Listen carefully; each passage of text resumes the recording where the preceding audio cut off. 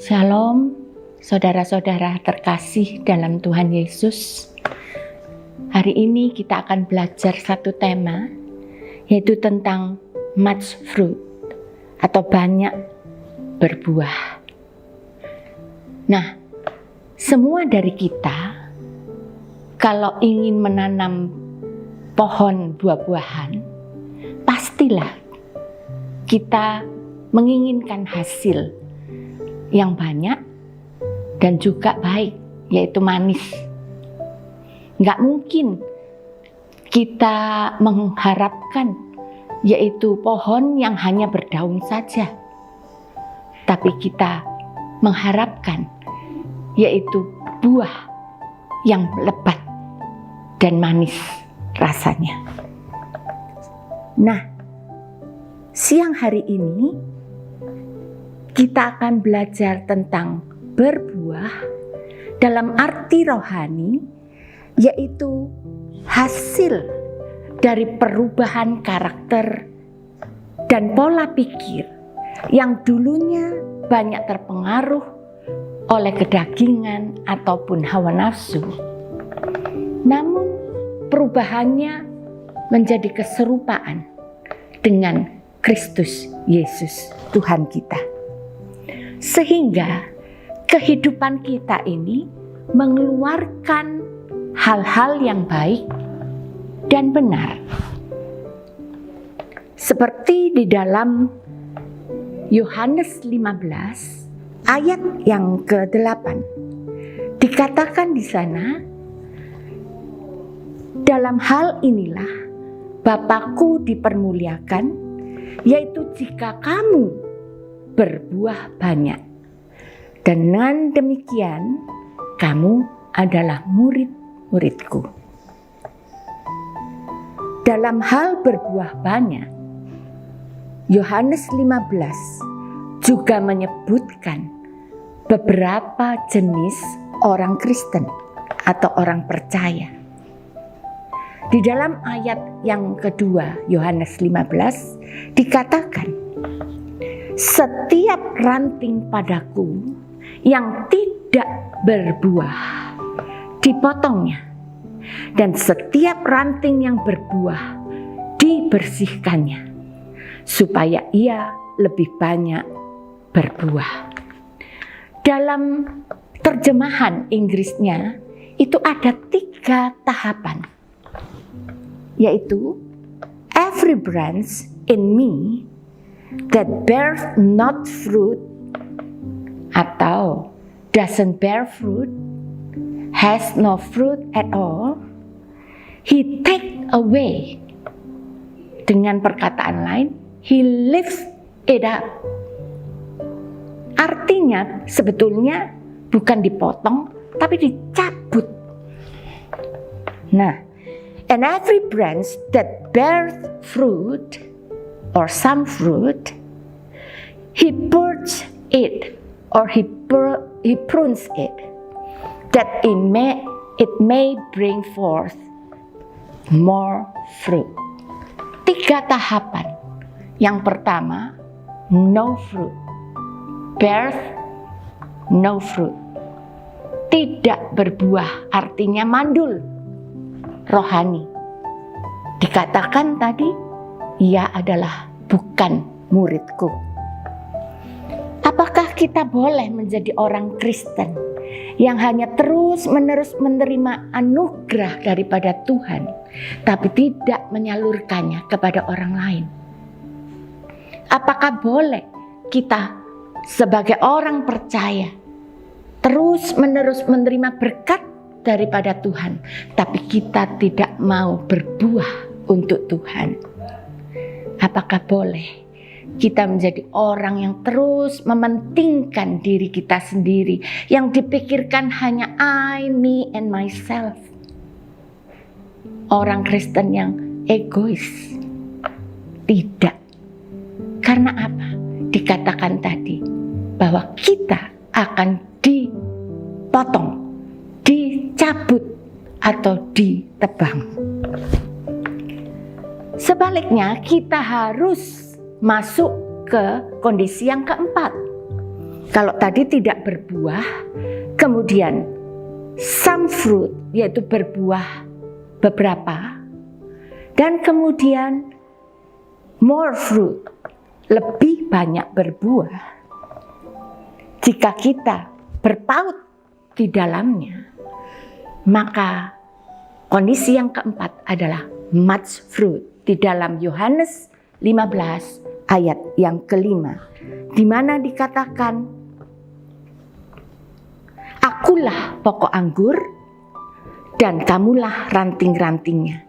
Barang siapa tinggal di dalam aku dan aku di dalam dia, ia berbuah banyak.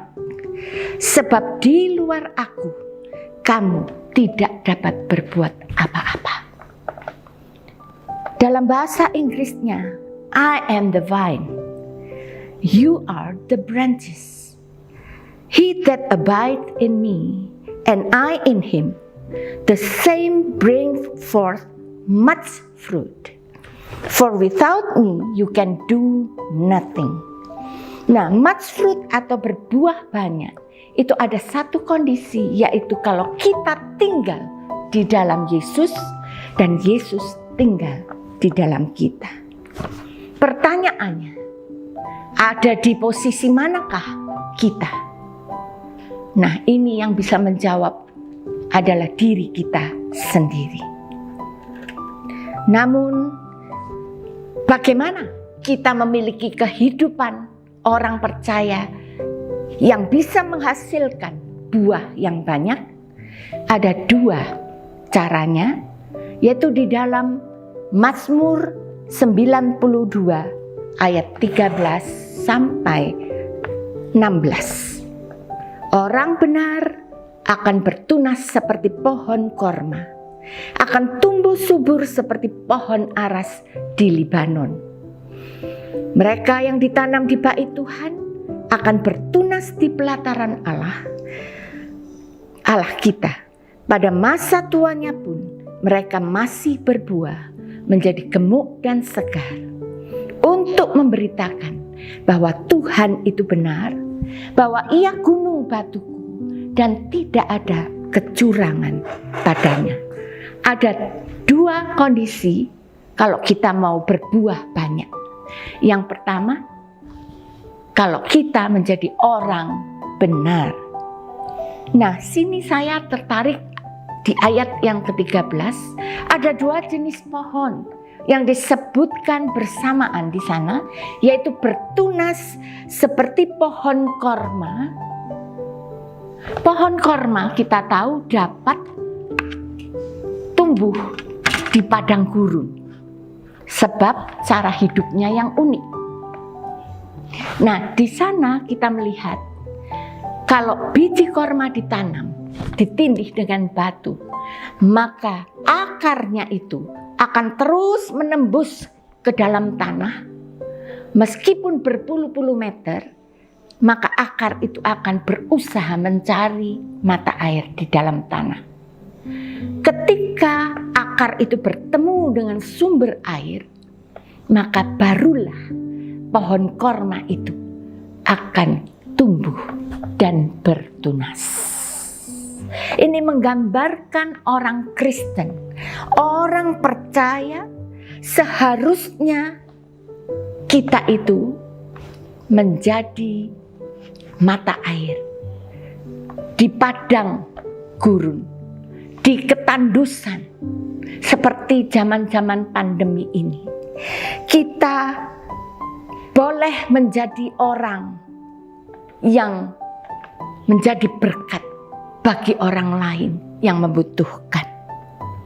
Sebab para musafir atau pelancong di padang gurun, jika mereka bertemu dengan pohon korma, itu pasti mereka sangat bersukacita, karena mereka akan menemukan mata air atau oase yang tidak jauh dari sana.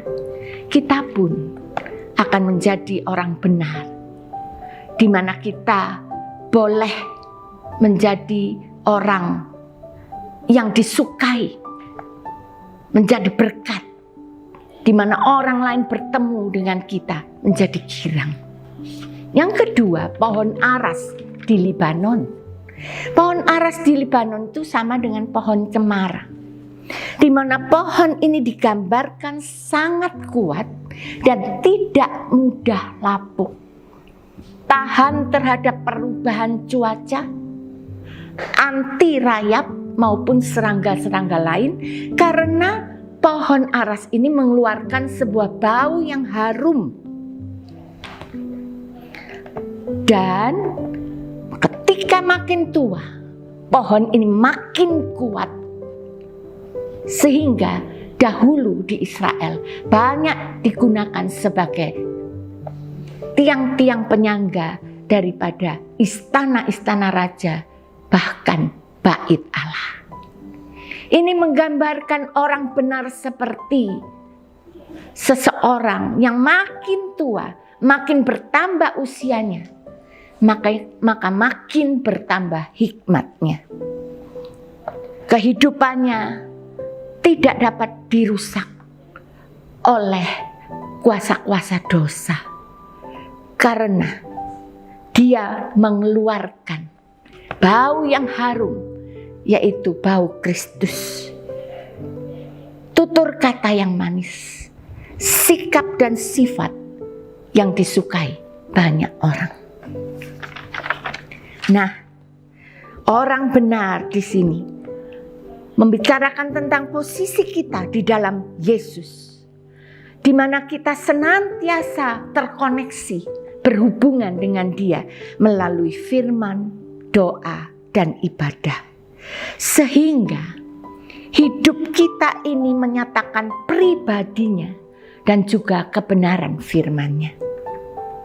Seperti Paulus berkata, kita ini adalah suratan terbuka yang setiap orang atau semua orang bisa membacanya, dan melalui pribadi kita orang dapat mengenal Kristus.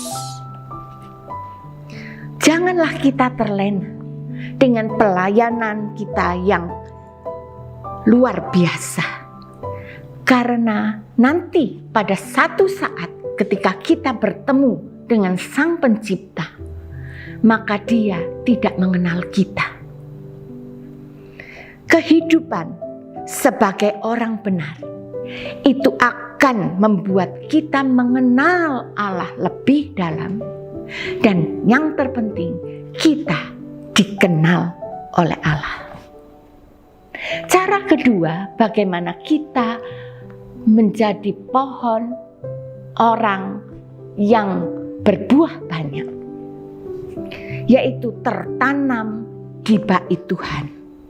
Seperti sebuah benih yang akan kita tanam, itu kita harus memilih tempat, di mana tempat itu mengandung tanah yang subur dan juga berisi nilai-nilai nutrisi yang kaya.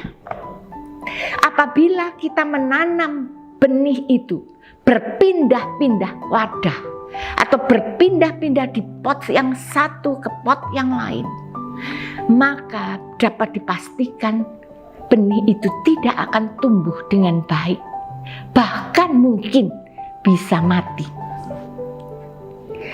Secara praktis, kita harus tertanam di satu gereja lokal. Berarti kita memiliki hubungan dengan gereja lokal itu yang memiliki pengajaran yang sehat dan menyediakan makanan rohani yang baik bagi jemaatnya. Kita harus terlibat dalam pemuritan, dalam komsel maupun komsal, sehingga kita mengalami sebuah proses pertumbuhan dan pendewasaan, ya itulah yang akan membuat kita semakin berbuah. Pertumbuhan ini menjadi dewasa itu bila kita hidup dalam persekutuan dengan Tuhan dan juga dengan sesama. Nah, kehidupan di luar Tuhan membuat kita tidak bisa berbuat apa-apa. Tetapi sebaliknya, kehidupan di dalam Tuhan itulah yang akan membuat kita menang, tetap berbuah banyak dalam kondisi apapun yang kita hadapi. Selamat siang, Tuhan memberkati. Amin.